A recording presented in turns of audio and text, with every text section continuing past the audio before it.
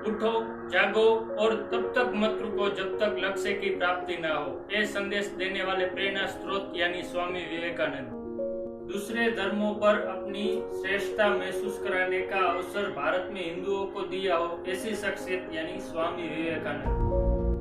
स्वामी विवेकानंद का जन्म 12 जनवरी 1863 को हुआ था और स्वामी विवेकानंद की जयंती को हम लोग नेशनल यूथ डे से भी मनाते हैं। और स्वामी विवेकानंद ने ही रामकृष्ण मिशन की स्थापना की थी। और स्वामी विवेकानंद का जिक्र आता है तो जिक्र आता है उनके भाषण का, जो स्वामी जी ने अमेरिका के शिकागो की धर्म संसद में दिया था 11 सितंबर 1893 को।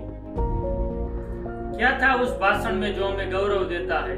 तो उस भाषण के कुछ अंश हम यहाँ प्रस्तुत करने जा रहे हैं जो हिंदी में अनुवाद किए गए हैं। अमेरिकी भाइयों और बहनों, आपने जिस स्नेह के साथ मेरा स्वागत किया है उससे मेरा दिल भर आया है। मैं दुनिया की सबसे पुरानी संत परंपरा और सभी धर्मों की जननी की तरफ से धन्यवाद देता हूँ। सभी जातियों और संप्रदायों के लाखों करोड़ों हिंदुओं की तरफ से आपका आभार व्यक्त करता हूँ।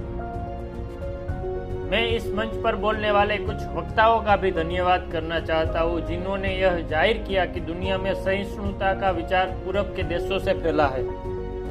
मुझे गर्व है कि मैं उस धर्म से हूँ जिसने दुनिया को सहिष्णुता और सार्वभौमिक स्वीकृति का पाठ पढ़ाया है।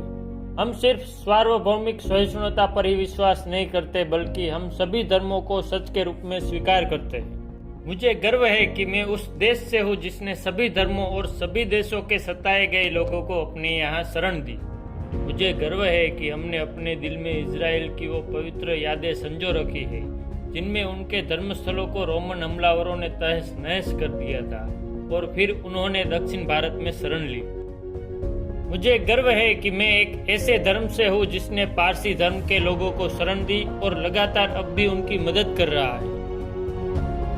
मैं इस मौके पर वह श्लोक सुनाना चाहता हूँ जो मैंने बचपन से याद किया और जिसे रोज करोड़ों लोग दोहराते हैं। जिस तरह अलग अलग जगहों से निकली नदियाँ अलग अलग रास्तों से होकर आखिरकार समुद्र में मिल जाती है, ठीक उसी तरह मनुष्य अपनी इच्छा से अलग अलग रास्ते चुनता है।